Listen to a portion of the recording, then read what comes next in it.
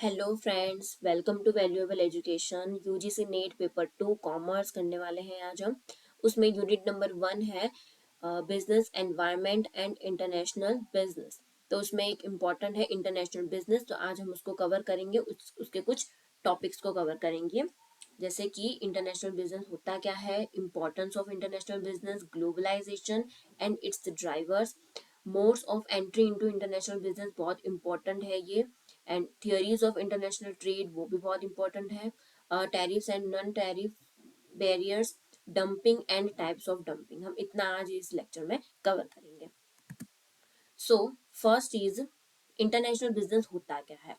As you know, business क्या होता है, ट्रेडिंग करना, गुड्स और सर्विसेज की हम क्या करते हैं, बाय करते हैं या फिर सेल करते हैं, हम ट्रेड करते हैं, ठीक है। अब international means, international business means हम क्या करते हैं, जो बिजनेस है वो हम किसी कंट्री है, जैसे हम इंडिया से बाहर, कंट्री के बाउंड्री से हम बाहर किसी और नेशन में, किसी और कंट्री में हम जब बिजनेस करेंगे तो हम उसको क्या कहेंगे, इंटरनेशनल बिजनेस कहते हैं। The term international business refers to all commercial transactions that take place between various nations across their boundaries। सारे के सारे ऐसे ऐसे और कॉमर्शियल ट्रांजेक्शंस होते हैं जो एक नेशन के बाहर, नेशन के बाउंड्री के बाहर होते हैं, ठीक है। This business transactions can be in the form of trade, trade off goods and services, यानी कि एक्सपोर्ट एंड इंपोर्ट कहते हैं, ठीक है। एक्सपोर्ट एंड इंपोर्ट करते हैं हम। Transfer of technology, managerial knowledge, capital, and even ideas from one country to another country of the world। तो हम उसे क्या कहते हैं, इंटरनेशनल बिजनेस। वो कुछ भी हो गया, जैसे ट्रांसफर ऑफ टेक्नोलॉजी का ट्रांसफर क्या करते हैं, मैनेजरियल नॉलेज हो गया, कैपिटल हो गया, ठीक है, एक्सपोर्ट इंपोर्ट करते हैं गुड्स एंड सर्विसेज का, तो वो सब क्या हो गया, इंटरनेशनल बिजनेस है जो हम एक कंट्री से दूसरी कंट्री में करते हैं। ओके, अब इम्पोर्टेंस क्या है, इम्पोर्टेंस ऑफ इंटरनेशनल बिजनेस। तो एक तो है नेशनल इकोनॉमी को क्या होता है, बेनिफिट क्या है उसको। तो एक है for rapid economic growth, international business से क्या होगा, इकोनॉमिक ग्रोथ होती है। फिर जो नेचुरल रिसोर्सेज होता है उसको भी हम अच्छे से यूज कर पाते हैं, प्रॉफिटेबल यूज होता है उसका, नेचुरल रिसोर्सेज का। टू फेस कंपटीशन सक्सेसफुली, जो कंपटीशन होता है हम उसको भी सक्सेसफुली फेस कर सकते हैं, बेस्ट क्वालिटी गुड्स का प्रोडक्शन करके उसको लोअर एंड मॉडरेट प्राइस पे हम प्रोडक्शन कर सकते हैं, क्योंकि जितना ज्यादा हम प्रोडक्शन करेंगे तो पर यूनिट कॉस्ट कितना आएगी, कम आएगी। ओके, और उसके बाद है increase in employment opportunity, employment भी बढ़ती है, एम्प्लॉयमेंट अपॉर्चुनिटी भी इंक्रीज होगी, नेशनल इनकम भी बढ़ेगी इससे, और फिर लोगों का जो स्टैंडर्ड ऑफ लिविंग है वो भी इंक्रीज होता है, ओवरऑल पूरे नेशन की ग्रोथ होती है इससे। अब एक्सपोर्टिंग फर्म को क्या क्या इंपॉर्टेंस है वो हम देख लेते हैं।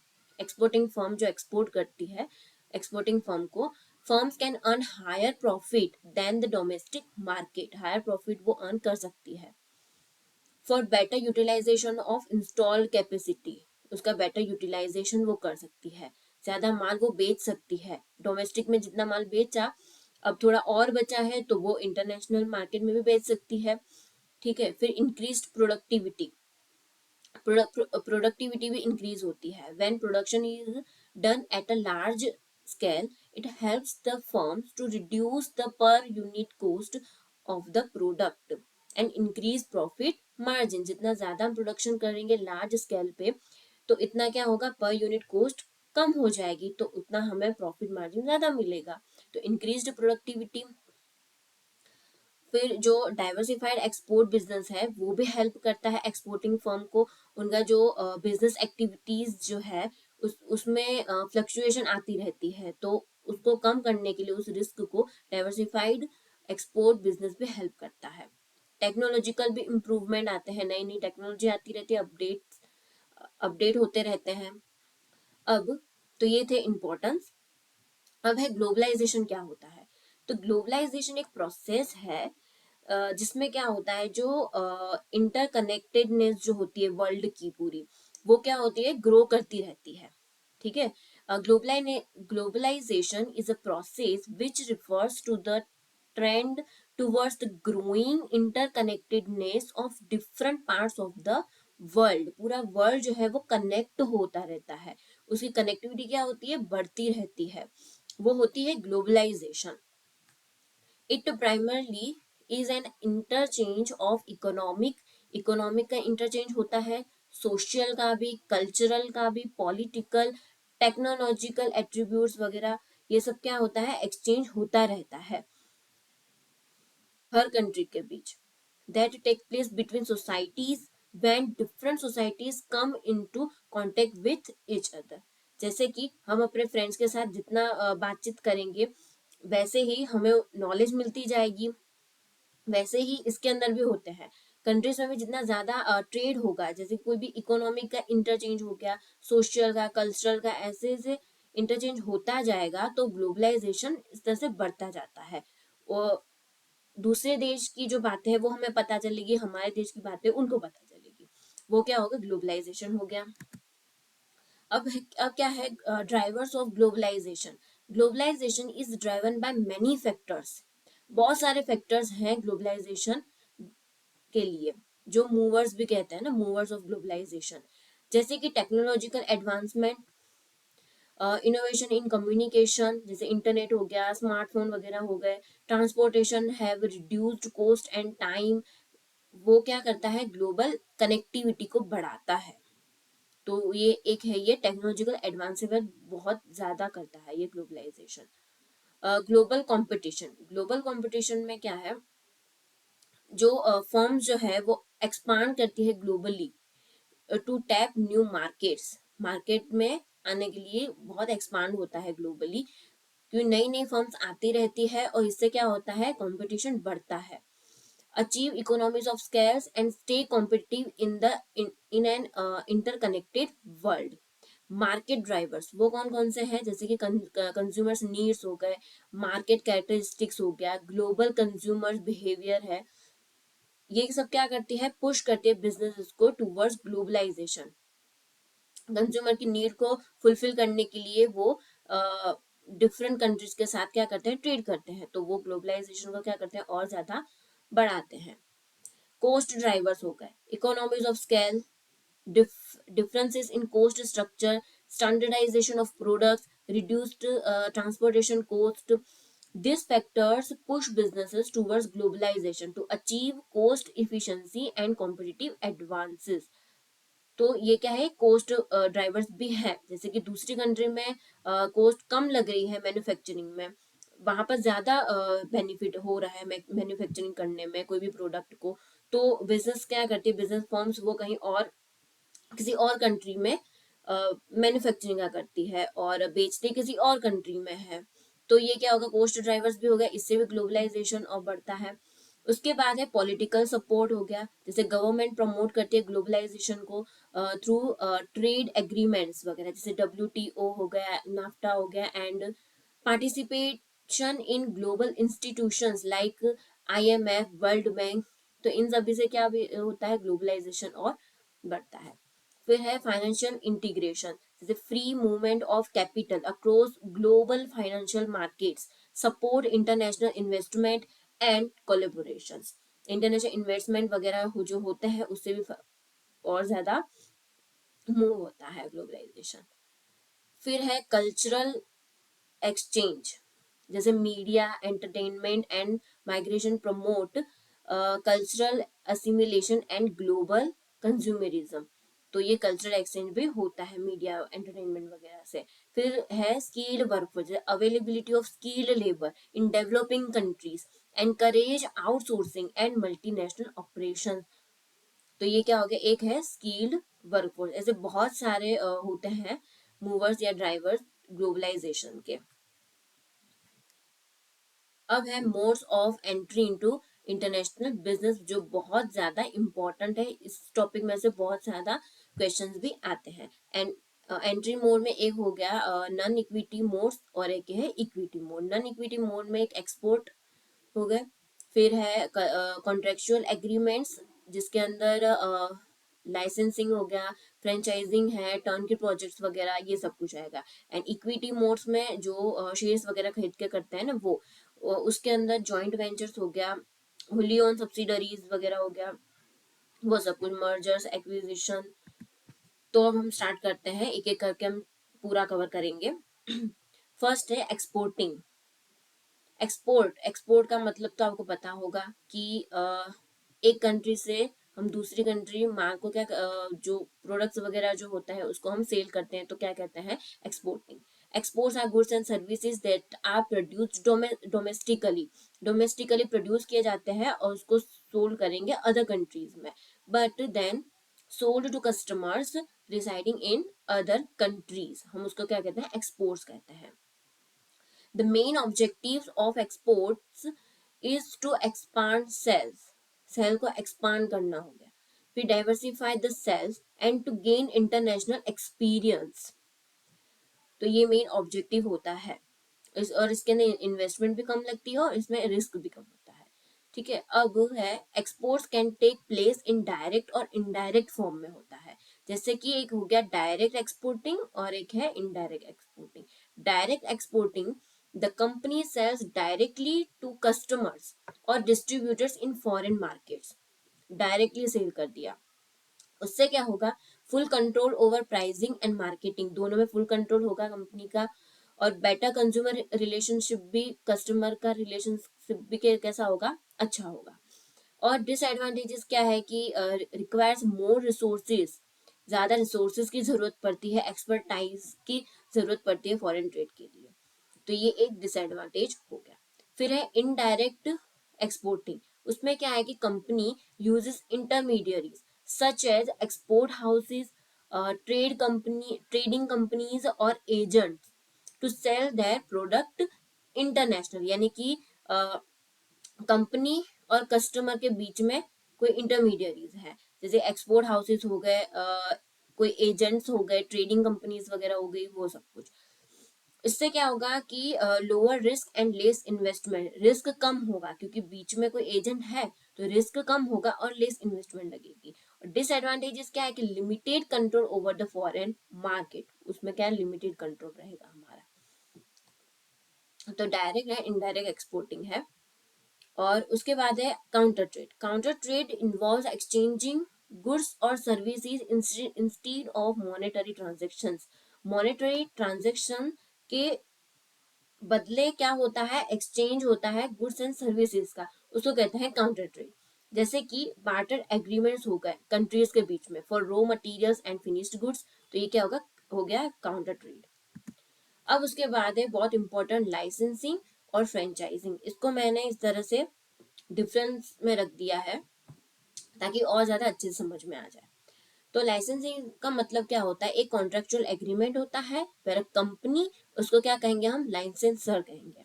Grants rights to another company, उसको क्या कहेंगे, licensee, to use its intellectual property, technology और ब्रांड फॉर अ फी और रॉयल्टी, तो हम उसको क्या कहेंगे, लाइसेंसी कहेंगे।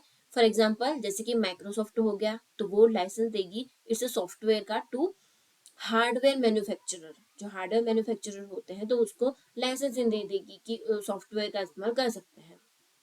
ठीक है, तो ये इसका एग्जाम्पल है माइक्रोसॉफ्ट। उसी तरह से अब फ्रेंचाइजिंग क्या होती है, franchising is a specialised form of licensing where a company, यानी कि फ्रेंचाइजर कहते हैं उसको, allows another franchisee to operate a business unit, business using its brand, system and business model. इसमें क्या होता है, पूरा का पूरा मॉडल दे दिया जाता है, जैसे कि मैकडोनल्ड्स हो गए, डोमिनोज हो गया, फिर सबवे हो गए, ये सब क्या है, फ्रेंचाइजिंग है। उसमें क्या होता है कि जैसे आपने देखा होगा कि डोमिनोज की सारी जो भी है शॉप, तो वो सेम टू सेम दिखेगी, उनका जो प्रोडक्ट होता है वो भी सेम ही होगा, ऑफर्स वगैरह सब सेम चलते होंगे, तो ये हो गया फ्रेंचाइजी। इसका आप एग्जाम्पल के साथ याद रखोगे तो और ज्यादा आपको क्लियर हो जाएगा। मैकडोनल्ड, डोमिनोज वगैरह क्या होगा, फ्रेंचाइजी, जिसमें पूरा का पूरा बिजनेस मॉडल ही एक जैसा होता है, ब्रांड, सिस्टम, बिजनेस मॉडल सब कुछ एक जैसा होता है हर जगह। लाइसेंसिंग, तो उसमें क्या होता है कि इंटेलेक्चुअल प्रॉपर्टी, टेक्नोलॉजी और ब्रांड को यूज करने के लिए एक राइट्स देते हैं। ठीक है, जैसे कि माइक्रोसॉफ्ट हो गया, वो अपने सॉफ्टवेयर को हार्डवेयर मैन्युफैक्चरर को लाइसेंसिंग दे देता है। अब लाइसेंसिंग में क्या है कि लिमिटेड कंट्रोल होता है by the licensor over the licensee's operation, उसमें क्या होता है लिमिटेड कंट्रोल होता है, और यहाँ पर ग्रेटर कंट्रोल होता है by the franchisor over franchises operations. Investment usually requires low investment by both parties, low investment होता है, और यहाँ पर रिक्वायर्स हायर इन्वेस्टमेंट, क्योंकि यहाँ पर क्या होता है पूरा का पूरा बिजनेस सेटअप करना होता है ना, इसलिए यहाँ पर ज्यादा इन्वेस्टमेंट लगता है फ्रेंचाइजिंग में। अब licensing, licensor typically does not provide on going operational support provided, तो यहाँ पर इतना ज्यादा सपोर्ट नहीं होता है, बट फ्रेंचाइजर जो है, मेन जो कंपनी है फ्रेंचाइजर, वो प्रोवाइड करती है एक्सटेंसिव सपोर्ट, जैसे कि ट्रेनिंग वगैरह हो गया, मार्केटिंग हो गया, ऑपरेशन गाइडेंस हो गया, ये सब कुछ प्रोवाइड करती है फ्रेंचाइजी को। पूरा का पूरा बिजनेस मॉडल, बिजनेस को सेटअप करने में पूरी की पूरा सपोर्ट करती है उसमें, जैसे ट्रेनिंग देती है, मार्केटिंग कैसे करते हैं, क्या होता है, वो सब कुछ बताती है, पूरा का पूरा गाइडेंस होता है, क्योंकि पूरा का पूरा बिजनेस सेट करना होता है उसमें, इसीलिए इसमें ज्यादा सपोर्ट लगता है, ज्यादा इन्वेस्टमेंट लगता है। Licensing agreements are typically fixed term contract होता है, एक फिक्स टर्म कॉन्ट्रैक्ट होता है ये। एंड जो फ्रेंचाइजिंग है, agreements are generally long term relationship होता है, ऐसा नहीं कि डोमिनोज की एक शॉप खुली यहाँ पर 1-2 साल में बंद कर दिया, ऐसा नहीं होता, ये लॉन्ग टर्म रिलेशनशिप हो गया। Licensor earns royalties or fee based on the use of intellectual property, based on intellectual property जो यूज किया है, तो उसके बेस पे फीस और रॉयल्टीज होती है। And franchisor earns franchises fee and royalties based on the franchises revenue, तो फ्रेंचाइजी जो रिवेन्यू होता है, कि जितना भी रिवेन्यू मिला है तो उस हिसाब से वो फी एंड रॉयल्टी लेती है। Licensors brand image is less dependent on the licensee's action, यहाँ पर लेस डिपेंडेंट होता है ब्रांड का, but franchisers brand image is highly dependent होता है। क्यों? क्योंकि यहाँ पर तो उनकी वो पूरा पूरा बिजनेस सेट करके देते हैं ना, मतलब डोमिनोज यहाँ पर भी है, कहीं पे भी हो सकता है, जैसे दिल्ली में भी है, मुंबई में भी है, तो ये ब्रांड इमेज ज्यादा हो गई, इसमें वो हाईली डिपेंडेंट रहता है फ्रेंचाइजीज के परफॉर्मेंस पे, क्योंकि अगर उसकी जो क्वालिटी वगैरह होगी उसमें थोड़ा सा भी ऊपर नीचे हुआ, तो उसकी ब्रांड इमेज क्या हो जाएगी, खराब हो सकती है। सर्विस अच्छी नहीं रही तो वो ब्रांड इमेज क्या हो सकती है, खराब हो सकती है, तो वो ज्यादा डिपेंड करती है फ्रेंचाइजीज के परफॉर्मेंस पे। रिस्क की बात करें ऑफ मिस यूज, तो higher risk of intellectual property misuse by the licensee, यहाँ पर हायर रिस्क रहता है, बट यहाँ पर क्या होता है, कम होता है, फ्रेंचाइजिंग के अंदर रिस्क कम होता है। क्यों? क्योंकि यहाँ पर पूरा का पूरा कंट्रोल रहता है ना फ्रेंचाइजर का, फ्रेंचाइजी के ऊपर पूरा कंट्रोल रहता है, तो इसीलिए यहाँ पर रिस्क कम होता है मिस यूज का। फिर लाइसेंसी तो common in technology, manufacturing and pharmaceuticals में ज्यादा होता है लाइसेंसिंग, एंड फ्रेंचाइजर किस में होती है, तो रिटेल हो गया, फूड हो गया, हॉस्पिटैलिटी, तो इन सारी इंडस्ट्री में होता है फ्रेंचाइजिंग। आई होप आपको ये लाइसेंसिंग एंड फ्रेंचाइजिंग में समझ में आ गया होगा। ओके, तो इसके ऊपर से भी काफी क्वेश्चंस बनते हैं, और वो भी स्टेटमेंट वाइज बनते हैं क्वेश्चंस। ओके, अब है यहाँ पर टर्न की प्रोजेक्ट्स।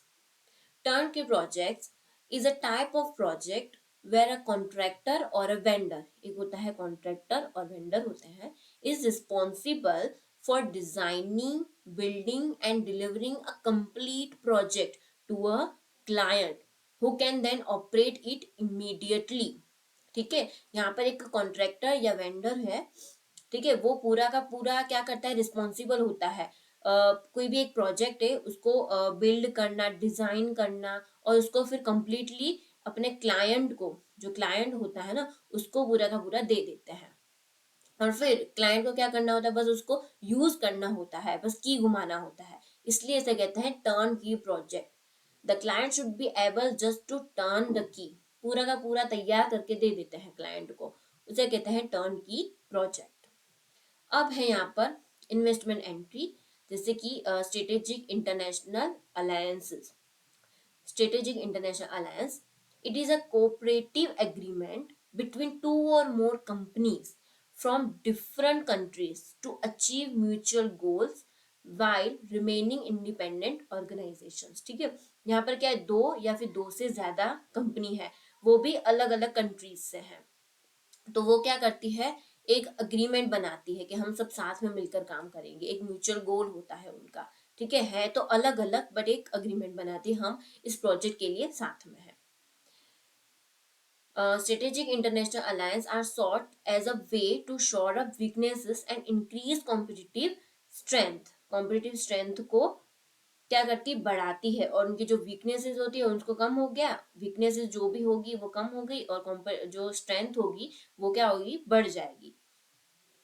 जैसे कि कोई मैन्युफैक्चरिंग अच्छा कर लेती है, कोई मार्केटिंग अच्छा कर लेती है, तो इस तरह से क्या होगी, ये तीनों का जो स्ट्रेंथ है वो बढ़ जाएगी, वीकनेसेस कम हो जाएगी। Strategic international alliances offer opportunities for rapid expansion into new market, access to new technology and more efficient production and marketing cost। Simple सी बात है कि दो या दो से ज्यादा कंपनी जो है वो एक साथ मिलकर काम करेगी, तो नए मार्केट में एंट्री करना और उसमें एक्सपांशन करना वो तो बढ़ ही जाएगा, फिर नई टेक्नोलॉजी वो एक्सेस कर पाएंगे, अच्छा प्रोडक्शन कर पाएंगे, मार्केटिंग कॉस्ट भी कम हो सकती है। उसके बाद है types of strategic international alliances, जैसे कि एक है इक्विटी बेस्ड अलायंस होती है, और एक होती है non equity based alliance. Equity based alliance यानी one partner takes partial ownership in the others company, जैसे कि रेनॉल्ट एंड निसान हो गए। ठीक है, ये दोनों क्या है, इक्विटी बेस्ड है, यानी कि एक पार्टनर ने पार्शियल ओनरशिप खरीद ली दूसरे कंपनी की, उसे क्या कहते हैं, क्रॉस शेयर होल्डिंग स्ट्रक्चर भी कहते हैं। एंड दूसरा है नॉन इक्विटी बेस्ड अलायंसेस, यानी partners collaborate without any ownership exchange, यहाँ पर कोई भी ओनरशिप एक्सचेंज नहीं होगी, ऐसे ही पार्टनर बने हैं, ओनरशिप एक्सचेंज से नहीं बने हैं। ऑफन थ्रो कॉन्ट्रैक्ट, जैसे कॉन्ट्रैक्ट से बने हैं वो, उसमें कोई भी पार्टनर ओनरशिप जो है वो एक्सचेंज नहीं हुई है। जैसे कि Starbucks partnering with PepsiCo for distribution of ready to drink coffee. ठीक है, तो ये इसका क्या है, एग्जाम्पल है। इक्विटी बेस्ड अलायंस जिसमें ओनरशिप का ट्रांसफर होता है, partial ownership, and non equity based alliance जिसके अंदर विदाउट ओनरशिप के जो पार्टनर्स बनते हैं वो विद कॉन्ट्रैक्ट। अब है यहाँ पर joint ventures, international joint ventures. An international joint venture is a partnership where two or more companies from different countries come together to form a new legal entity। यहाँ पर ये हमें ध्यान रखना है, यहाँ पर क्या होता है, जॉइंट वेंचर में न्यू लीगल एंटिटी बनती है, sharing resources, risk, profit and control. This mode of entry is commonly used in international business to combine the strength of both partners and achieve mutual objectives in foreign markets। यहाँ पर क्या होते हैं कि दो या दो से ज्यादा कंपनीज हो गई, ये सब मिलकर क्या बनाती हैं, एक नई एंटिटी बनाती है। सिंपल सी बात, नई एंटिटी बनाएगी तो रिस्क हो गया, प्रॉफिट हो गया, कंट्रोल, फिर रिसोर्सेज, ये सब कुछ शेयर करेंगी। और अब इसका एग्जाम्पल है सोनी इरिक्सन। सोनी इरिक्सन जो जापान और स्वीडन की कंपनी है, ठीक है, सोनी एंड इरिक्सन, वो दोनों मिली यानी कि a collaboration to leverage Sony's electronics expertise. Sony's की क्या है, इलेक्ट्रॉनिक्स एक्सपर्टाइज है, एंड इरिक्शन से टेलीकम्युनिकेशन नॉलेज, तो ये क्या है, सोनी इरिक्सन बन गया। ठीक है, जापान की है सोनी कंपनी, इरिक्सन क्या है, स्वीडन की है। तो ये एक एग्जाम्पल है इसका। फिर उसी तरह से टाटा स्टारबक्स, टाटा क्या है, इंडिया का, Starbucks USA, a partnership between Tata group and Starbucks to operate coffee stores in India, India के अंदर कॉफी स्टोर को ऑपरेट करने के लिए। अब स्ट्रेटेजिक अलायंस और जॉइंट वेंचर में फर्क क्या है, क्योंकि दोनों ही कंबाइन होते हैं ना, दोनों ही पार्टनरशिप के पे ही है, तो है क्या डिफरेंस, तो legal structure, no new legal entity is created. Strategic alliance में क्या होता है, कोई भी अलग लीगल एंटिटी नहीं होती, बट यहाँ पर क्या है, जॉइंट वेंचर में involves the creation of a separate legal entity, यहाँ पर एक सेपरेट लीगल एंटिटी बन जाती है। रिस्क एंड इन्वेस्टमेंट तो स्ट्रेटेजिक अलायंस में लोअर होता है। क्यों? क्योंकि ये एक फ्लेक्सिबल है और नॉन इक्विटी कोलैबोरेशन है। ठीक है। एंड जॉइंट वेंचर्स तो उसमें ज्यादा होता है risk and investment higher due to shared equity and operational involvement, क्योंकि यहाँ पर तो एक पूरी की पूरी नई एंटिटी बन रही है, प्रॉफिट होगा तो दोनों का, लॉस होगा तो भी दोनों का होगा। फिर कंट्रोल की बात करें तो स्ट्रेटेजिक अलायंस में less control over partner operations, और यहाँ पर क्या होता है, जॉइंट मैनेजमेंट एंड कंट्रोल होता है जॉइंट वेंचर्स में। ड्यूरेशन तो ऑफर शॉर्ट टर्म और प्रोजेक्ट स्पेसिफिक ही होता है। प्रोजेक्ट खत्म खत्म हुआ, स्ट्रेटेजिक अलायंस खत्म हो गया, और यहाँ पर जॉइंट वेंचर्स क्या है, वो लॉन्ग टर्म हो गया। ठीक है। तो ये इसका डिफरेंस है स्ट्रेटेजिक अलायंस में एंड जॉइंट वेंचर्स में। ये भी इंपॉर्टेंट है, ये सब कुछ ना स्टेटमेंट वाइज पूछा जाता है। अब है यहाँ पर आउटसोर्सिंग। आउटसोर्सिंग क्या होता है? Outsourcing refers to the practice where a company contracts a third party to perform specific task. यहाँ पर किसको कॉन्ट्रैक्ट किए जाएंगे? थर्ड पार्टी को किए जाएंगे। ठीक है। Contracts third party to perform specific tasks, services or functions that were traditionally handled internally.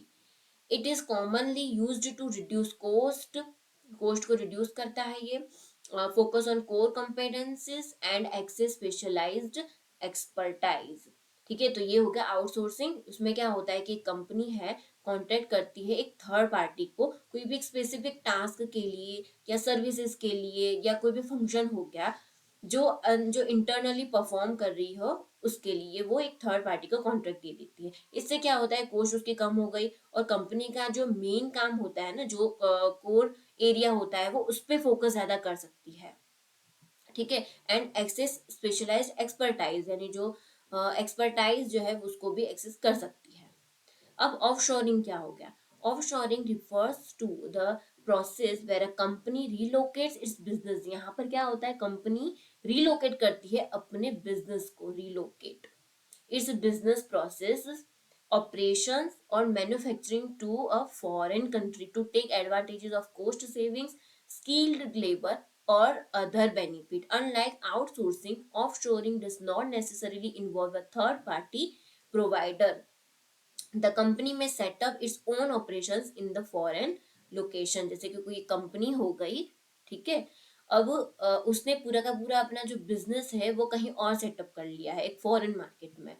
जैसे कि मैन्युफैक्चरिंग करने के लिए उसने सोचा कि यहाँ पर मैन्युफैक्चरिंग कर लूँ, जैसे कि यूएसए में मैन्युफैक्चरिंग में कर लूँ। क्यों? क्योंकि यहाँ पर कॉस्ट की सेविंग हो रही है, यहाँ पर लेबर अच्छे हैं, तो मैन्युफैक्चरिंग कहीं और कर दिया, यानी कि पूरा पूरा अपना जो बिजनेस है वो कहीं और करता है, और बाकी जो काम है वो कहीं और करेगा। ठीक है, किसी और कंट्री में। तो ऑफशोरिंग यानी कि एक कंपनी जो है रिलोकेट करती है अपने बिजनेस प्रोसेस को, ऑपरेशन को या फिर मैन्युफैक्चरिंग को फॉरेन कंट्री में। इसमें जरूरी नहीं है कि थर्ड पार्टी का इन्वॉल्वमेंट हो, वो खुद ही कर सकती है सेटअप फॉरेन लोकेशन में। और आउटसोर्सिंग क्या हो गया, उसमें थर्ड पार्टी होती है, एक थर्ड पार्टी को कॉन्ट्रैक्ट देती है कंपनी स्पेसिफिक टास्क के लिए। ओके, अब है यहाँ पर contract manufacturing. Contract manufacturing refers to a business arrangement where a company or a contracting firm, यहाँ पर एक कंपनी या कॉन्ट्रैक्ट फर्म है, outsource its production activities to a third party manufacturer. ठीक है, ये वो क्या करती है, आउटसोर्स करती है अपने प्रोडक्शन एक्टिविटीज को थर्ड पार्टी मैन्युफैक्चरर या फिर कॉन्ट्रैक्टर को। The contractor is responsible for producing goods or components as per the specifications provided by the contracting firm। यहाँ पर कॉन्ट्रैक्ट मैन्युफैक्चरिंग जो मैन्युफैक्चरिंग के लिए होता है। ठीक है, this allows the contracting company to focus on other business functions like marketing, branding and distribution. ठीक है, ये जैसे कि यहाँ पर कोई कंपनी है, उसको कहते हैं कॉन्ट्रैक्टिंग फर्म, जो कॉन्ट्रैक्ट देगी यानी कि आउटसोर्स करेगी किसी थर्ड पार्टी मैन्युफैक्चरर को। एक यहाँ पर क्या है, थर्ड पार्टी मैन्युफैक्चरर है, उसको कॉन्ट्रैक्ट दिया कि आप इसको क्या करो, इस प्रोडक्ट का मैन्युफैक्चरिंग करो, आप क्या करो, इस प्रोडक्ट का मैन्युफैक्चरिंग करो। जैसे भी कंपनी बताएगी कि इस तरह से मैन्युफैक्चरिंग करना है, इतने गुड्स मैन्युफैक्चर करने हैं, ऐसा होना चाहिए, पूरा का पूरी डिटेल उसको दे देती है। ठीक है, और जो कंपनी है, मेन कंपनी, वो बाकी सारे फंक्शन पे लग जाती है, जैसे कि मार्केटिंग हो गया, ब्रांडिंग हो गया, डिस्ट्रीब्यूशन हो गया, ठीक है, तो मैन्युफैक्चरिंग का काम क्या हो, किसी और कॉन्ट्रैक्टर को दे देती है, जो थर्ड पार्टी मैन्युफैक्चरर होता है ना, उसको दे देती है। तो वो क्या हो गया, कॉन्ट्रैक्ट मैन्युफैक्चरिंग हो गया। जो मैन्युफैक्चरर का काम जो है वो कंपनी किसी कॉन्ट्रैक्टर को दे देती है, कॉन्ट्रैक्ट मैन्युफैक्चरिंग, कॉन्ट्रैक्ट पे देती है मैन्युफैक्चरिंग का काम। अब है यहाँ पर merger and acquisition. Merger, a merger occurs when two or more companies combine to form a single entity। ठीक है, दो कंपनीज या उससे ज्यादा कंपनी है वो कंबाइन होगी to form a single entity. The goal of a merger is to create a strong, more competitive company with increased efficiency। ठीक है, सिंपल सी बात है, एक से भले दो। ठीक है, दो लोग साथ में आएंगे तो अच्छा ही काम करेंगे। तो दो कंपनी मर्ज होगी तो वो क्या क्रिएट करेगी, एक strong and more competitive company बनेगी with increased efficiency, productivity and profitability. For example Vodafone and Idea हो गया। ठीक है, Vodafone and Idea cellular in India to form a stronger telecom player. तो एक यानी कि ये क्या हो गया, टू और मोर कंपनी कंबाइन होके एक नई सिंगल एंटिटी बना ली, जैसे वोडाफोन एंड आइडिया होगा, उसे क्या कहते हैं, मर्जर। अब बारी है एक्विजिशन की। Acquisition happens when one company takes over. यहाँ पर एक कंपनी है वो टेक ओवर कर रही है अनोदर कंपनी। ठीक है, one company take over another company and established itself as a new owner. ठीक है, ये एक बड़ी कंपनी है, वो एक दूसरी कंपनी को टेक ओवर कर लेती है। ठीक है, और अब इस नई कंपनी का ओनर क्या हो गया, ये जो कंपनी टेक ओवर करेगी वो। The goal of an acquisition is to expand the acquiring company's market share. जो भी कंपनी, जैसे कि ये वाली ए है और ये बी है। ठीक है, ए जो कंपनी है वो बी कंपनी को ले लिया, टेक ओवर कर दिया है। तो अब क्या करेगी, एक्सपांड करेगी बी कंपनी को, बी कंपनी के मार्केट शेयर को क्या करेगी, एक्सपांड करेगी। Product offerings and revenue streams. Example, Tata Motors acquires Jaguar Land Rover to enhance its automobile portfolio. तो ये क्या हो गया, एक्विजिशन हो गया। ठीक है, मर्जर और ये acquisition. In today's globalized economy, merger and acquisitions are being increasingly used the world over as a strategy for achieving a larger asset base, for an ज्यादा असेट बेस को अचीव करने के लिए ज्यादा हो गया, और फॉर एंटरिंग न्यू मार्केट में एंटर करने के लिए, generating greater market share, additional manufacturing capacities and gaining complementary strengths and competencies to become more competitive in the marketplace। ज्यादा competitive बनने के लिए भी ये मर्जर एंड एक्विजिशन करते हैं। जैसे कि दो कंपनी साथ में ये सेम है। ठीक है, टेलीकॉम प्लेयर्स है, वोडाफोन भी है एंड आइडिया भी है, दोनों मर्ज हो गई तो वो अब अच्छा काम करेगी, स्ट्रॉन्गर बन जाएगी टेलीकॉम प्लेयर।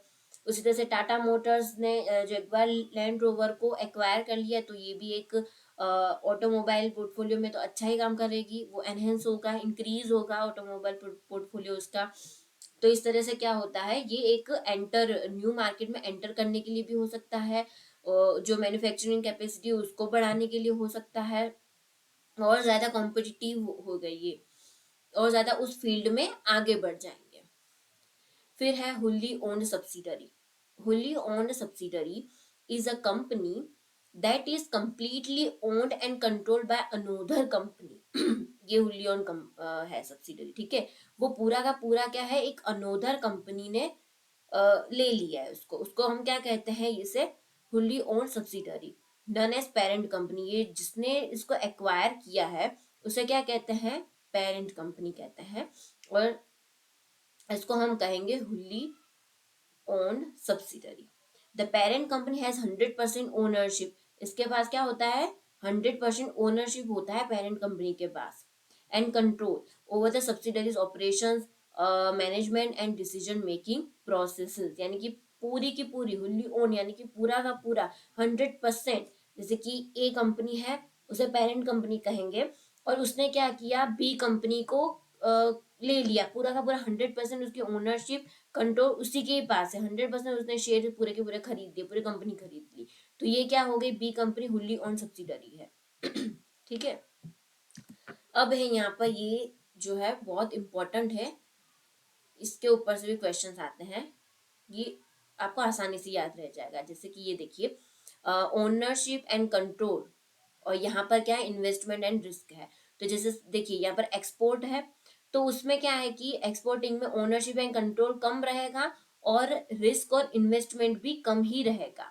ओनरशिप भी कम रहेगी एंड कंट्रोल भी कम रहेगा और इन्वेस्टमेंट एंड रिस्क भी कम रहेगा। उसी वजह से लाइसेंसिंग उसमें थोड़ा बढ़ जाएगा, फिर फ्रेंचाइजिंग उसमें कंट्रोल इन्वेस्टमेंट रिस्क थोड़ा और बढ़ जाएगा, स्ट्रेटेजिक अलायंस उसमें भी थोड़ा बढ़ जाएगा, जॉइंट वेंचर उसमें भी बढ़ जाएगा, एंड हुल्ली ओन सब्सिडरी तो उसमें ओनरशिप कंट्रोल रिस्क इन्वेस्टमेंट सब कुछ बढ़ जाएगा। ठीक है, क्योंकि क्या करती है हुल्ली ओन सब्सिडरी, पेरेंट कंपनी जो है वो पूरा का पूरा ले लेती है ना, यानी 100% इन्वेस्टमेंट हो गया ना, पूरा का पूरा ले लेती है उसको, तो रिस्क भी ज्यादा कर दिया क्योंकि वो एक पूरी की पूरी कंपनी को ले लिया है, तो रिस्क भी ज्यादा होगा, इन्वेस्टमेंट भी ज्यादा होगा, ओनरशिप एंड कंट्रोल भी ज्यादा होगा। तो ये आपको याद रखना है, ये कई बार एग्जाम में आ चुका है कि ओनरशिप के हिसाब से बनाइए या इन्वेस्टमेंट या फिर रिस्क के हिसाब से बताओ कि किस तरह से है ये, मतलब ऑर्डर में करते हैं ना हम। वैसे तो एक्सपोर्टिंग में सबसे कम होता है, इन्वेस्टमेंट रिस्क भी कम होता है सबसे, एंड कंट्रोल एंड ओनरशिप भी कम होता है एक्सपोर्टिंग में। फिर लाइसेंसिंग में उसमें उससे ज्यादा, फ्रेंचाइजिंग में उससे ज्यादा, स्ट्रेटेजिक अलायंस, फिर जॉइंट वेंचर, फिर हुल्ली ऑन्ड सब्सिडरी। तो ये आपको याद रखना होगा, ये एग्जाम में आ चुका है और आगे भी आ सकता है। अब एक और इम्पोर्टेंट टॉपिक है थियरीज ऑफ इंटरनेशनल ट्रेड। तो एक है यहाँ पर क्लासिकल कंट्री बेस्ड थ्योरी, एक मॉडर्न। क्लासिकल में कौन कौन सी आएगी, mercantilism, absolute advantages, comparative advantages and Heckscher Ohlin theory. And modern form में क्या में आएगी, product life cycle theory, new trade theory, Porter's national competitive advantage. तो हम एक एक करके सब पढ़ लेते हैं। थियरी ऑफ मर्केट मर्केंटाइलिज्म वो कब थी, 16 टू 19 सेंचुरीज में थी। This trade theory prevailed during 16th to 19th centuries. The wealth of nation is measured, इसके अंदर क्या बोला जाता है, जो वेल्थ ऑफ नेशन है, नेशन की वेल्थ वो किस में मेजर्ड होगा, on it's accumulated wealth in terms of gold and silver। तो ये याद रखना है कि इस थियरी में ये ऐसा बताया गया है कि नेशन की वेल्थ को मेजर करने के लिए गोल्ड एंड सिल्वर है, यानी कि जिस जिस नेशन के पास ज्यादा गोल्ड होगा वो क्या होगी, नेशन ज्यादा वेल्दी होगी। Nations should accumulate wealth by encouraging export and discouraging import, यानी कि जो एक्सपोर्ट होगा ना, एक्सपोर्ट यानी सेल करना किसी और कंट्री में, तो वो एनकरेज करो, जितना ज्यादा प्रोडक्ट सेल करोगे एक्सपोर्ट करोगे तो उतना ज्यादा जो बाहर की कंट्री से क्या होगा, हाँ बाहर की कंट्री से होम कंट्री में बहुत ज्यादा गोल्ड आएगा, क्योंकि पहले जमाने में तो गोल्ड होता था ना, गोल्ड ज्यादा आएगा। तो क्या कहते हैं इस थियरी में कि एक्सपोर्ट को एनकरेज करो, और जो इम्पोर्ट है बाहर की कंट्री से जो भी प्रोडक्ट्स आते हैं तो उसको क्या करो, डिस्करेज करो। क्यों, क्योंकि यहाँ का गोल्ड है वो बाहर चला जाएगा, इसीलिए यानी कि एक्सपोर्ट को ज्यादा एनकरेज करते हैं और इम्पोर्ट को क्या करते हैं, डिस्करेज करते हैं। इस थियरी में ऐसा है। Theory of mercantilism aims at creating trade surplus and in turn accumulate Nations wealth. इसके अंदर क्या है कि ट्रेड सरप्लस करो, यानी कि एक्सपोर्ट ज्यादा करो, सरप्लस में करो, एंड नेशन की वेल्थ को बढ़ाओ। बस यही बताया है, इस थियरी का एम है ये। assumes that trade is zero sum game where one country's gain is another country's loss। Zero sum game का मतलब ये होता है कि एक कंट्री का गेन हुआ तो दूसरी कंट्री का क्या होगा, लॉस होगा। अब इसके अंदर ड्रॉबैक क्या है, सिंपल सी बात है कि यहाँ पर एक्सपोर्ट ज्यादा करते हैं और इंपोर्ट कम करते हैं, एक वॉर की कंडीशन आ जाती है और यहाँ पर गोल्ड को ही एज अ मेजर ले लेते हैं, तो ये क्या है, इसकी ड्रॉबैक हो गई। This theory did not recognise anything except gold as a measure of country's wealth and ignores the benefit of mutual trade, leads to inefficiency and trade war. तो ये क्या है, इसके ड्रॉबैक्स है। तो अब दूसरी थियरी भी आएगी। तो अब दूसरा है एब्सोल्यूट एडवांटेज। वो किसने दी थी? एडम स्मिथ ने। कब दी थी? 1776 में। तो ये आपको याद रखना है कि कौन सी थियरी किसने दी थी। Okay, absolute advantage, Adam Smith. It was first proposed by Adam Smith in his book the wealth of Nations. कौन सी बुक थी एडम स्मिथ की? द वेल्थ ऑफ नेशंस, इन 1776 में दी थी। It states that countries should specialize in producing goods for which they have an absolute advantage in term of productivity। इसमें क्या बताया गया है कि कंट्री को, जिसमें कंट्री जो भी स्पेशलाइज है, जो भी प्रोड्यूस करने में, जो भी गुड्स प्रोड्यूस करने में, उसमें उसको एब्सोल्यूट एडवांटेज है। When one country can produce a unit of good with less cost than another country, the first country has an absolute cost advantage in producing that one। जैसे कि यहाँ पर country ए है और यहाँ पर कंट्री बी है। अब कोई भी एक गुड्स है, ठीक है, जैसे कि क्लोथ हो गया, तो वो क्या पर यूनिट इसको 2 रुपए में पड़ता है, और पर यूनिट इसको कितने में पड़ता है? 4 रुपए में पड़ता है। ठीक है, तो इसके पास, कंट्री ए के पास क्या है? इसका एब्सोल्यूट एडवांटेज है, वो कम कॉस्ट में कर रही है प्रोड्यूस। तो इसके पास क्या है? कंट्री ए के पास एडवांटेज है इसका। He stated that trade would be beneficial for both the countries if country A export the goods। Country A को क्या करना चाहिए? गुड्स को एक्सपोर्ट करना चाहिए। ठीक है, क्योंकि वो पर यूनिट 2 रुपए में कर रही है और ये क्या कर रही है? 4 रुपए में कर रही है। वो उसको ज्यादा पड़ रहा है, इसीलिए वो उसको क्या करना चाहिए? एक्सपोर्ट करना चाहिए कंट्री ए को। Which it can produce with lower cost. जैसे कि क्लोथ वो कम कॉस्ट में प्रोड्यूस कर रही है, ठीक है, then country B, and import the goods which country B can produce with lower cost than it. जैसे कि वीट हो गया, कंट्री ए प्रोड्यूस कर रही है 5 रुपए में, और कंट्री बी प्रोड्यूस कर रही है वीट को कितने रुपए में? 3 रुपए में। तो बी का जो वीट में क्या है? एब्सोल्यूट एडवांटेज है, तो उसको क्या करना चाहिए? यहाँ पर एक्सपोर्ट करना चाहिए वीट को। ठीक है, तो कंट्री ए को किस में है एडवांटेज? क्लोथ में है, तो वो उसको क्या करेगी? एक्सपोर्ट करेगी क्लोथ, और इंपोर्ट क्या करेगी? वीट को इंपोर्ट करेगी, क्योंकि उसमें उसका एडवांटेज नहीं है, उसमें बी का है, इसीलिए। तो ऐसा बोला है, जिस कंट्री को जो भी सस्ते में प्रोड्यूस कर सकता हो उसका वो व्यापार करेगा। Example, if country A produce 10 units of cloth per hour and country B produce 5, तो एक घंटे में यहाँ पर 10 यूनिट बना रही है और बी कितना बना रही है? सिर्फ 5। तो ए को क्या करना चाहिए? ए क्या है? स्पेशलाइज इन क्लोथ में, तो वो बी के साथ ट्रेड करेगी, यानी एक्सपोर्ट करेगी बी को। अब इसमें लिमिटेशन क्या है? Fails to address scenarios where one country has an advantage in all goods. अब जैसे कि ए जो है कंट्री, वो क्लोथ और वीट दोनों में ही है, तो एडवांटेजेस इसको दोनों में ही है, तो वो क्या अब क्या करेगी? तो ये इसका ड्रॉबैक है, लिमिटेशन है।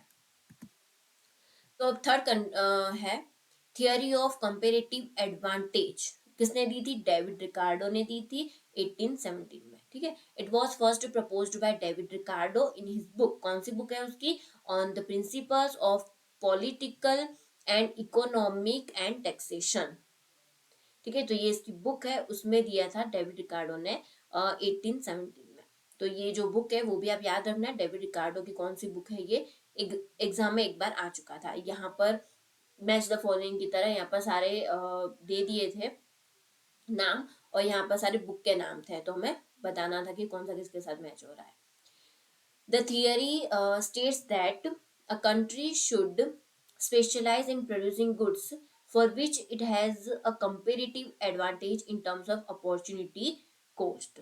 अपॉर्चुनिटी कॉस्ट में कंपेरेटिव एडवांटेज में हमें देखना है कि कौन सी कंट्री ज्यादा अच्छे से प्रोड्यूस कर पाती है, कौन सी गुड्स में वो स्पेशलाइज है।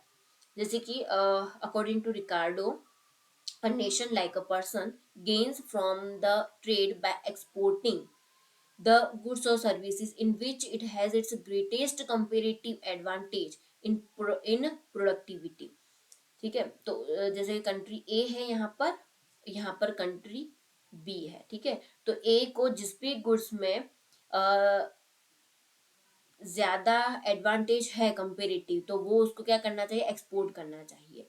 And importing those in which it has a list comparative advantage, और किसको एक्सपोर्ट करना चाहिए, जिसमें कम एडवांटेज है उसको क्या करना चाहिए, एक्सपोर्ट इम्पोर्ट करना चाहिए।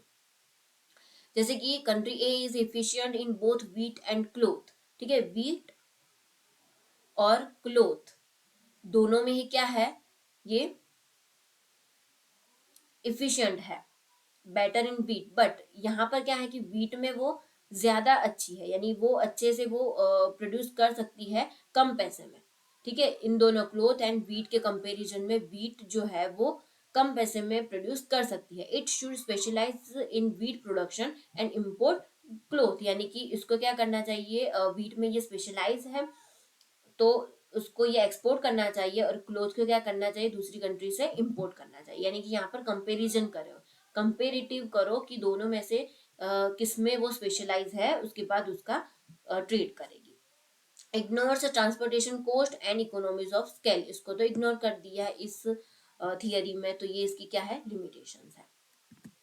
अब दूसरी आ गई थियरी, हेक्सर ओहलिन थियरी। उसको कहते हैं एंडूमेंट थियरी भी कहते हैं, फैक्टर प्रोपोर्शंस थियरी भी कहते हैं। ये तीनों नाम है, तीनों नाम आपको याद रखने हैं। और किसने दी थी, एली हेक्सर ने एंड बर्टिल ओहलिन ने दी थी, 1930s में दी थी। चलो, तो कंट्रीज, अब इस थियरी में क्या बताया है कि countries export goods requiring abundant resources and import goods needing scarce resources। तो यहाँ पर कंट्री ए है, कंट्री बी है। तो कंट्री ए के पास जो ज्यादा रिसोर्सेज है, ठीक है, तो उसका क्या करना चाहिए, एक्सपोर्ट करना चाहिए, और जो कम रिसोर्सेज है उसका इंपोर्ट करना चाहिए। कैसे, यहाँ पर क्या बताया गया है कि factor endowments land, labour, land and capital determine trade trade patterns. तो इसके ऊपर से ट्रेड पैटर्न्स जो है वो डिटरमाइन होते हैं फैक्टर्स से। जैसे कि इंडिया जो है, यानी कि ए एन समझो, इंडिया जो है वो लेबर अबंडेंट है। ठीक है, यहाँ पर लेबर बहुत ज्यादा है। ठीक है, तो वो क्या करेगा, लेबर इंटेंसिव जो भी गुड्स होगी, जैसे कि टेक्सटाइल है, तो वो क्या करेगा, एक्सपोर्ट करेगा लेबर इंटेंसिव गुड्स को, क्योंकि ये क्या है, लेबर अबंडेंट है, उसके पास लेबर ज्यादा है, इसीलिए वो क्या करेगा, एक्सपोर्ट करेगा। और कैपिटल उसके पास कम है, तो जो कैपिटल इंटेंसिव होगी, जैसे कि बी जो है वो कैपिटल अबंडेंट है, ठीक है, इसके पास कैपिटल ज्यादा है, तो वो क्या करेगा, मशीनरी को मैन्युफैक्चर करता है, उसके पास कैपिटल ज्यादा है, इसीलिए तो वो तो ए कंट्री क्या करेगा, लेबर इंटेंसिव गुड्स जो होगा वो एक्सपोर्ट करेगा, और कैपिटल इंटेंसिव जो भी गुड्स होगा जैसे मशीनरी, वो क्या करेगा, इंपोर्ट करेगा। ठीक है, उसी तरह से यूएस की बात करें, तो ये समझो इंडिया है और ये क्या है, यूएस है। तो अब यूएस की बात करें तो यूएस क्या है, कैपिटल अबंडेंट है, तो वो क्या करेगा, मशीनरी, कैपिटल अबंडेंट है तो वो मशीनरी जो है वो क्या करेगा, एक्सपोर्ट करेगा। और जो टेक्सटाइल है, जो लेबर इंटेंसिव है, वो क्या करेगा, इंपोर्ट करेगा। तो इस तरह से बताया गया है फैक्टर्स से कि रिसोर्स अबंडेंट को यहाँ पर ध्यान दिया है, रिसोर्स अबंडेंट में। ओके, अब इसके अंदर भी एक क्रिटिसिज्म है, assumes that all countries have access to the same technology। इसमें क्या है कि assumption यहाँ पे दी गई है कि सभी कंट्रीज की टेक्नोलॉजी क्या है, सेम है, वो तो होगी नहीं। अब दूसरा क्या है, लियोन्टिफ पैराडॉक्स भी है, ये भी एक इम्पॉर्टेंट है। लियोन्टिफ पैराडॉक्स ये भी एक बार एग्जाम में आ चुका है, कब था, 1953 में। In 1953 Wassily Leontief's study found that US क्या करता है, एक्सपोर्ट करता है लेबर इंटेंसिव गुड्स को।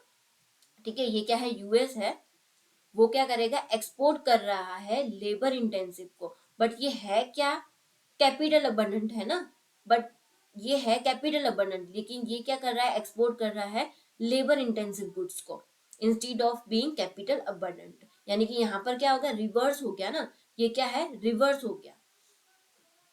तो यही इसके अंदर लियोन्टिव पैराडॉक्स में यही बताया गया है कि जो कैपिटल अबंडेंट है फिर भी वो लेबर इंटेंसिव गुड्स को एक्सपोर्ट कर रहा है, तो वो क्या है, रिवर्स है, यानी कि हेक्सर ओहलिन थियरी का रिवर्स हो गया।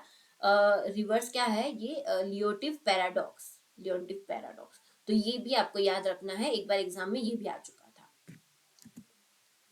अब है मॉडर्न, अब यहाँ से हम मॉडर्न थियरीज पहुंच गए हैं।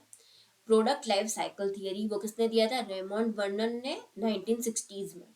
Explains trade patterns based on a product life cycle, जो ट्रेड पैटर्न है वो किसके बेस पे किया है एक्सप्लेन, प्रोडक्ट्स लाइफ साइकिल, जैसे कि introduction, growth, maturity and decline. assumes that countries will export products in different stages of the life cycle। Countries क्या करता है, एक्सपोर्ट करता है प्रोडक्ट्स को, उसके डिफरेंट लाइफ साइकिल के हिसाब से करता है वो। जैसे कि इंट्रोडक्शन हो है, सबसे पहले इंट्रोडक्शन हो गया, यानी कि प्रोडक्ट नया नया आया है, इनोवेशन हुई, ठीक है। डेवलप कंट्रीज के अंदर इनोवेशन होती है, नया प्रोडक्ट आया तो उसका प्रोडक्शन क्या होगा, डोमेस्टिकली होगा, ठीक है। ये प्रोडक्शन ग्रोथ हो गया, प्रोडक्शन हो गया। उसके बाद एक ग्रोथ, ग्रोथ क्या है, export increase as demand increase, जैसे जैसे डिमांड बढ़ेगी वैसे वैसे एक्सपोर्ट भी इंक्रीज होगा, ठीक है। एक्सपोर्ट करेंगे क्योंकि डिमांड बढ़ रही है इसीलिए। फिर मैच्योरिटी स्टेज पे क्या होगा, प्रोडक्शन शिफ्ट हो जाएगा डेवलपिंग नेशन में, पहले डेवलप्ड कंट्रीज में होता था डोमेस्टिकली, अब डेवलपिंग कंट्री में, जो डेवलपिंग कंट्रीज हैं उसमें शिफ्ट हो जाएगा। क्यों, क्योंकि कोस्ट एडवांटेज को लेकर, ड्यू टू कोस्ट एडवांटेज, ठीक है। अब डिक्लाइन हो गया, यानी production is concentrated in developing countries में ही प्रोडक्ट जो है कॉन्सेंट्रेट होगा। क्यों, क्योंकि अब डेवलप्ड कंट्रीज जो है वो न्यू प्रोडक्ट पे फोकस कर रही है, वहां पर डिमांड कम हो गई है, समझो खत्म ही हो गई है डिमांड, डेवलप्ड कंट्रीज में कम हो गई है, अब यहाँ पर नया प्रोडक्ट पे फोकस करेंगे, तो जो प्रोडक्शन है वो डेवलपिंग कंट्रीज पे ही फोकस करेंगे या फिर बंद कर देंगे। तो इसके हिसाब से भी होता है ये चार स्टेजेस के हिसाब से, कि डेवलप कंट्री में करना है प्रोडक्शन या डेवलपिंग कंट्री में करना है प्रोडक्शन, कहाँ पे शिफ्ट करना है, वो सब कुछ क्या है प्रोडक्ट की लाइफ साइकिल पे डिपेंड करता है। अब यहाँ पर क्या है, क्रिटिसाइज में does not apply to all products, ये जो है वो सभी प्रोडक्ट्स में अप्लाई नहीं किया जा सकता, ये इसका लिमिटेशन है प्रोडक्ट लाइफ साइकिल थियरी की। अब यहाँ पर एक और थियरी है, new trade theory, Paul Krugman ने दी थी 1970s में। Trade arises due to economies of scale and product differentiation even when countries have similar resources. अब कंट्रीज के पास सिमिलर रिसोर्सेज है लेकिन फिर भी ट्रेड किससे होता है, इकोनॉमीज ऑफ स्केल से, कि जहां पर ज्यादा बेनिफिट मिल रहा है वहां पर करो, एंड प्रोडक्ट डिफरेंशिएशन से। इकोनॉमीज ऑफ स्केल यानी advance average cost decrease as output increase, जैसे जैसे आउटपुट इंक्रीज होगा वैसे वैसे एवरेज कॉस्ट क्या होगा, डिक्रीज होगा, तो उसके ऊपर डिपेंड करता है, यानी इकोनॉमीज ऑफ स्केल पे। And product differentiation means firms produce differentiated products, means their products are not identical to those produced by other firms, यानी सेम प्रोडक्ट है लेकिन फिर भी क्या है, सब कुछ अलग अलग है इसमें, ठीक है। जो फर्म्स है वो अलग अलग प्रोडक्ट्स बनाती है, कुछ ना कुछ प्रोडक्ट के अंदर डिफरेंट होता ही रहता है, ठीक है। जैसे फोन में ही आप देख लो, है तो फोन ही पर कुछ ना कुछ डिफरेंट होता ही है ना, उसके हर एक फोन में कुछ ना कुछ डिफरेंट होता है। Early movers gain an advantage due to economies of scale, simple बात है, जो भी उस फील्ड में अर्ली मूवर होगा जितनी जल्दी वो आएगा तो उसको एडवांटेज मिल जाएगा, जितना लेट आएगा उसको एडवांटेज कम मिलेगा। तो इसमें ये है न्यू ट्रेड थियरी, जो किसने दी थी, पॉल क्रुगमैन ने। चलिए, अब है national competitive advantage, porters diamond theory, Michael porter ने दी थी, किस कब दी थी, 1990 में दी थी। Okay, the diamond model consist of 4 interrelated components that shape a Nations competitive advantage. अब कौन कौन से हैं 4 इंटररिलेटेड कंपोनेंट, एक है factor condition, nation factor conditions, जैसे कि स्किल्ड लेबर, नेचुरल रिसोर्सेज हो गए, इंफ्रास्ट्रक्चर हो गया, कैन इन्फ्लुएंस इट्स कॉम्पिटिटिवनेस, जहाँ पर स्किल लेबर अच्छे होंगे, नेचुरल रिसोर्सेज वहाँ पर अच्छे होंगे, इंफ्रास्ट्रक्चर वहाँ पे जहाँ पे अच्छा होगा, तो ये जो है फैक्टर कंडीशन वो भी इन्फ्लुएंस करता है। Demand condition, the demand for a product और services is a nation home market can drive innovation and competitiveness. यानी डिमांड कंडीशन भी एक है, इंटर रिलेटेड कंपोनेंट है। उसके बाद है related and supporting industries. The presence of related and supporting industries such as suppliers and complementary industries can enhance a national competitiveness। national competitiveness को enhance कर सकती है, जो भी supplier and complementary industries हो गया वो, उनका support वगैरह हो गया वो। फिर उसके बाद है फर्म स्ट्रेटेजी, फर्म की स्ट्रेटेजी, उसका स्ट्रक्चर, राइवलरी। तो ये सब भी जो है फर्म्स के बीच में in a nation can influence its competitiveness, यानी कि यहाँ पर कंपटीशन का जो एडवांटेज है वो है, यहाँ पर कंपटीशन को दिखाया गया है। कंपटीशन जैसे कि फैक्टर्स हो गए, बहुत डिमांड वगैरह होगी प्रोडक्ट और सर्विसेज की, support related and supporting industries हो गए, फर्म की स्ट्रेटेजी, स्ट्रक्चर एंड राइवलरी। तो ये सब कुछ का इन्फ्लुएंस करता है कॉम्पिटिटिव को। तो किसने दी थी? माइकल पोर्टर्स ने दी थी। ओके, तो इतनी थी थियरीज। तो सभी थियरी और किसने दी थी थियरी वो आपको याद रखना है। सभी थियरी में क्या आता है वो भी आपको याद रखना है, स्टेटमेंट वाइज पूछा जा सकता है इसीलिए। अब है tariff and non tariff barrier. Okay, तो टैरिफ बैरियर किसे कहते हैं?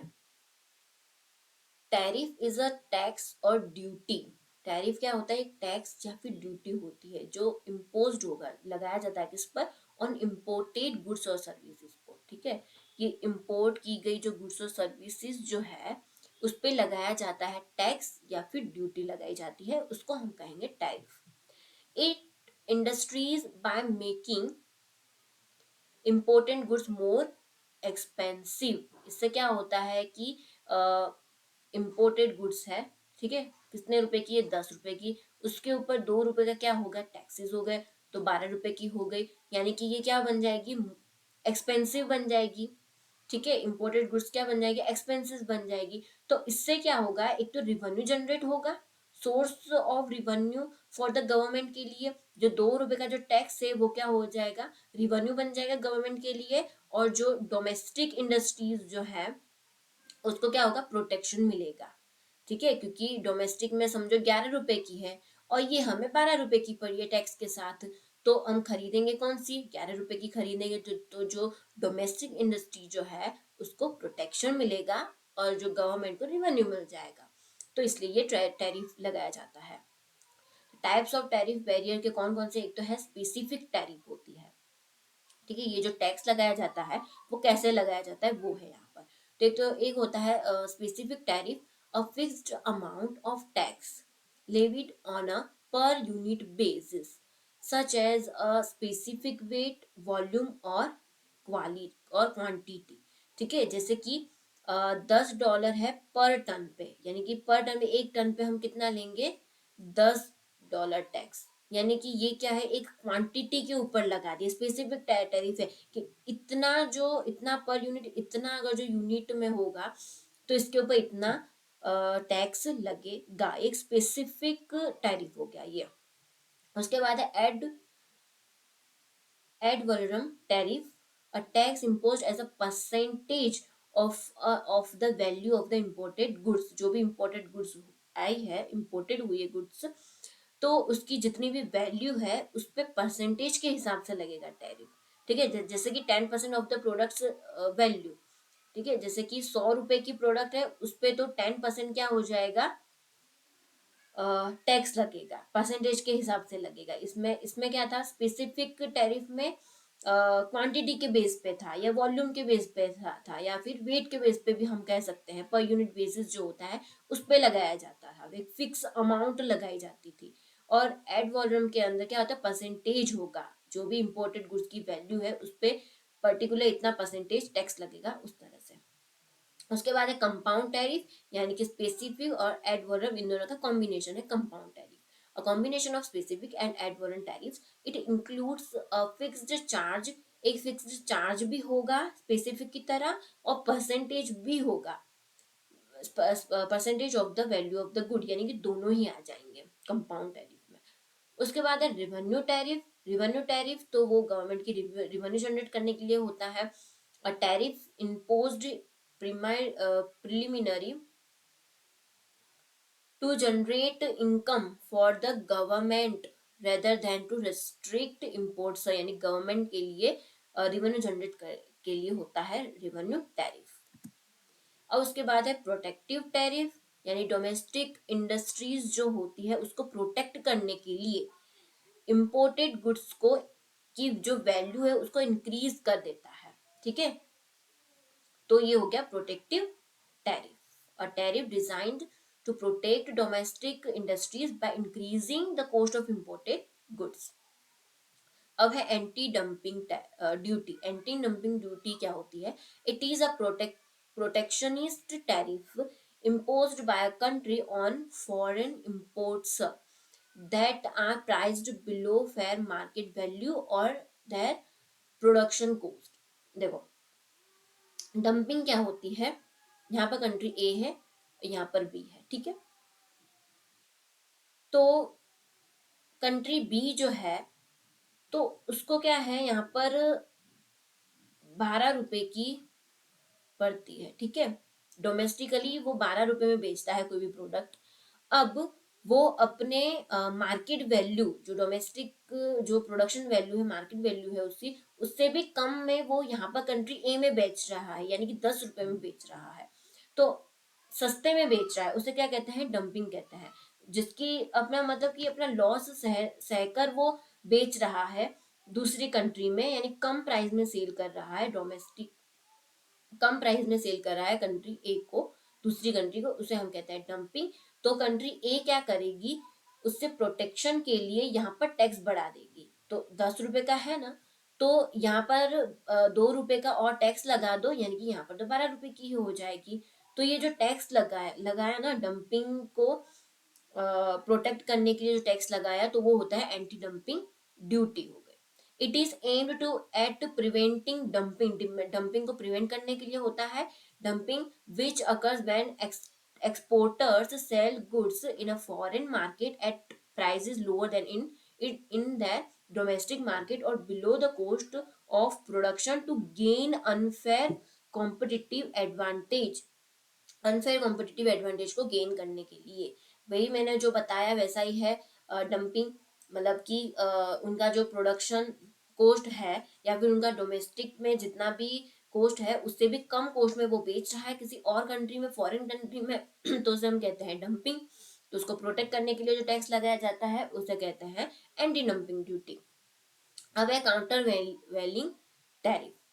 It is a trade policy tool used to offset the negative effects of foreign subsidy।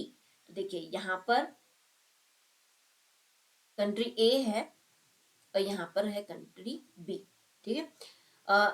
अब देखिए, it is a duty imposed on imported goods that are subsidized by the exporting country's government, making them cheaper in the importing country। देखिए यहाँ पर क्या है कि इनको 12 रुपए में पड़ती है, बट ये लोग क्या करते हैं, 10 रुपए में यहाँ पर बेचते हैं। पर ये पड़ती है 12 रुपए की, पर बेच कितने में रहे हैं? किसी और कंट्री में 10 रुपए की। क्यों? क्योंकि इनकी जो सरकार है ना, इनकी जो गवर्नमेंट है, वो इनको क्या दे देती है? सब्सिडी देती है कि हम तुमको 2 रुपए की सब्सिडी देते हैं और फिर इसको कितने में बेचो? 10 रुपए में बेचो। तो 10 रुपए यहाँ पर मिल गए और 2 रुपए की सब्सिडी मिल गई, तो इनको क्या हो गया? 12 रुपए मिल जाते हैं कंट्री बी की कंपनी वाले को। तो फॉरेन कंट्री जो सब्सिडी उनको देती है, तो इसीलिए वो दूसरी कंट्री में 10 रुपए में बेच पाते हैं।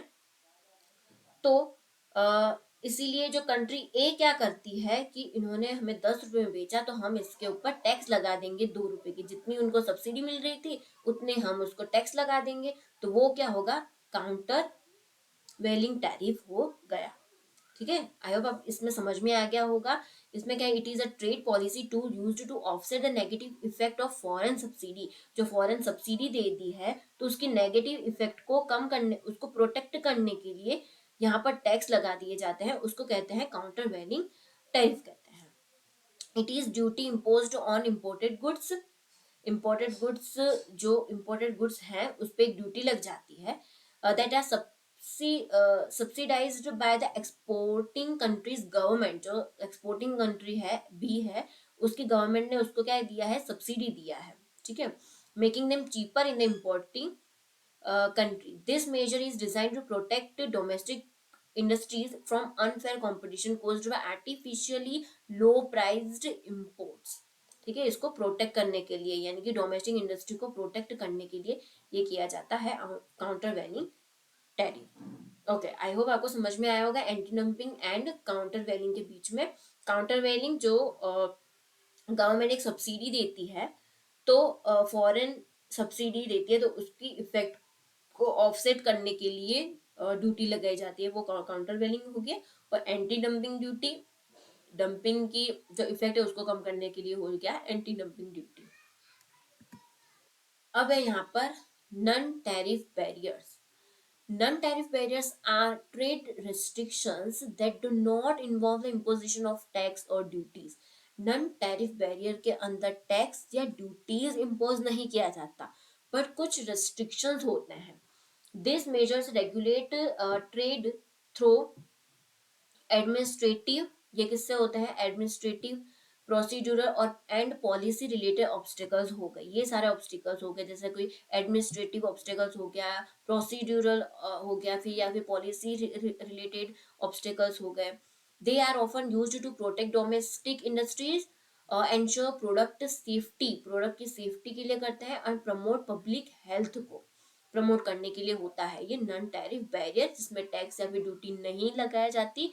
ऐसे ही दूसरे कोई बैरियर्स हो गए, जैसे कोई पॉलिसी ऐसी बना दी जिससे जो इंपोर्ट है वो कम होने लगा। Types of non tariff barriers के जैसे कोटाज हो गए, लिमिट ऑन द क्वांटिटी और वैल्यू ऑफ स्पेसिफिक गुड्स, एक लिमिट लगाई जाती है क्वांटिटी पे या फिर वैल्यू ऑफ स्पेसिफिक गुड्स पे, दैट कैन बी इम्पोर्टेड और exported during a specific period. जैसे कि एग्जांपल है a quota of 10,000 cars that can be imported annually, यानी कि एक साल में सिर्फ 10,000 कार्स ही इम्पोर्ट किया जाएगा, इससे ज्यादा नहीं। ठीक है, तो ये ऑटोमेटिकली क्या है, एक लिमिट लग गया, इसकी क्वांटिटी पे एक लिमिट लग गया है। अब है इंपोर्ट लाइसेंसिंग, यानी इंपोर्ट करने के लिए आपके पास एक लाइसेंस होना पर जरूरी है, यानी कि requiring importers to obtain permission और licence to import certain goods. और जैसे कि लाइसेंस है रिक्वायर्ड फॉर इंपोर्टिंग फार्मास्यूटिकल्स, कोई ऐसी फार्मास्यूटिकल्स होती है तो उसको इंपोर्ट करने के लिए लाइसेंस की जरूरत होती है।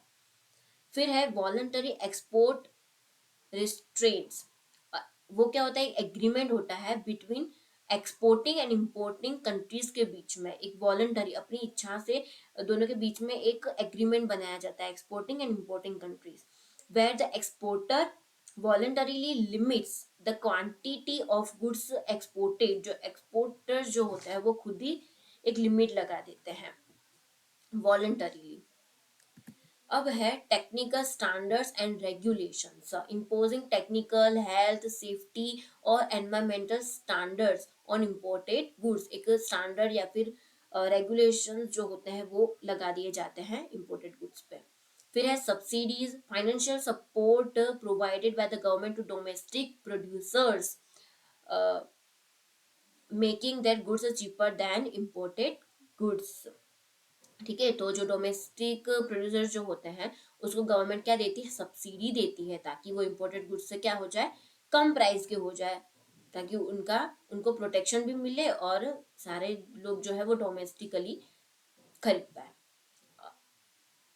एम्बार्गोज, एम्बार्गोज क्या होता है, कंप्लीट बैन होता है on trade with a specific country और एन ऑन स्पेसिफिक गुड, या कोई भी स्पेसिफिक कंट्री से या फिर स्पेसिफिक गुड्स को रिलेटेड एक कंप्लीटली बैन होता है, यहाँ पर बिल्कुल भी इम्पोर्ट नहीं होगा, या इस कोई एक पर्टिकुलर कंट्री होगी, जैसे वॉर वगैरह हो गया तो बोला कि अभी इस कंट्री से यहाँ पर बिल्कुल भी नहीं आएगा, ट्रेड बिल्कुल भी नहीं होगा, बिल्कुल बैन हो गया। या फिर कोई ऐसी गुड्स हो गई जो सेफ नहीं है लोगों के लिए, पब्लिक के लिए, पब्लिक के हेल्थ के लिए, तो वो भी क्या हो गया, बैन हो गया कि ये चीज अंदर नहीं आएगी, देश के अंदर नहीं आएगी। उसके बाद है कस्टम प्रोसीड्यूर्स, कस्टम प्रोसीड्यूर्स तो इंपोर्ट को कम करने के लिए ऐसे complex and lengthy custom process बना दिए जाते हैं, ताकि that create delay and increase cost for importers, importers के लिए जो इम्पोर्ट करने वाले होते हैं ना, उनके लिए क्या करते हैं, डिले करते हैं, लंबी लंबी प्रोसेसेस हो जाएंगी या फिर बहुत कॉस्टली हो जाएंगी, ताकि इम्पोर्ट क्या हो जाएगा, कम होगा। Currency controls, restrictions on foreign exchange transactions, यानी कि जो फॉरेन एक्सचेंज ट्रांजेक्शन्स होती है उसके ऊपर रिस्ट्रिक्शन लगा दे, यानी to limit imports. This is used to manage trade deficiencies, trade deficient जो होते हैं उसको मैनेज करने के लिए, एंड स्टेबलाइज एक डोमेस्टिक करेंसी को स्टेबलाइज करने के लिए, यानी कि ज्यादा इंपोर्ट हो गया है तो अब थोड़ा सा रिस्ट्रिक्शन लगा दो, क्योंकि एक्सपोर्ट इंपोर्ट जितना हो सके या बैलेंस में होना चाहिए या एक्सपोर्ट ज्यादा होना चाहिए। इंपोर्ट ज्यादा हो जाएगा तो वो क्या हो जाएगा, ट्रेड डिफिसिट्स हो जाएगा। तो ये थे नॉन टैरिफ बैरियर्स। अब वो इम्पोर्टेंट टॉपिक है एक डंपिंग, इसके ऊपर से भी क्वेश्चन आ चुके हैं, डंपिंग और उसके टाइप से। तो डंपिंग जो मैंने पहले बताया, तो वो होता क्या है कि dumping refers to the practice where a manufacturer और एक्सपोर्टर, ठीक है, एक मैन्युफैक्चरर या फिर एक्सपोर्टर होता है, वो सेल करता है प्रोडक्ट को इन अ फॉरेन मार्केट, ठीक है, ये मैन्युफैक्चर या फिर है एक्सपोर्टर है, वो सेल करेगा अपने प्रोडक्ट को एक फॉरेन मार्केट में सेल करेगा, ठीक है, at a price lower than it's normal value, ठीक है, जैसे कि इसको पड़ रही है 12 रुपए में डोमेस्टिकली, या फिर उसकी नॉर्मल नॉर्मल वैल्यू कितनी है 12 रुपए है, उससे भी कम में, वो लोअर प्राइस में यानी कि 8 रुपए में या फिर 10 रुपए में वो क्या करेगा, लो प्राइस में फॉरेन मार्केट में सेल करेगा, उसको हम क्या कहते हैं, डंपिंग कहते हैं। It is considered as an unfair trade practice and it disturbs competition and harm domestic industry. Simple सी बात है, वो डोमेस्टिक इंडस्ट्री को भी तो हार्म करेगा इन द इम्पोर्टिंग कंट्री, इस जिस कंट्री में वो कम पैसे में बेच रहा है तो उसकी जो डोमेस्टिक कंट्री है, डोमेस्टिक इंडस्ट्रीज है, उसको भी हार्म कर सकता है, एक कंपटीशन होता है उसको भी डिस्टर्ब कर सकता है, एक अनफेयर ट्रेड हो गया ये। अब टाइप्स ऑफ डंपिंग, एक है स्पोरेडिक डंपिंग।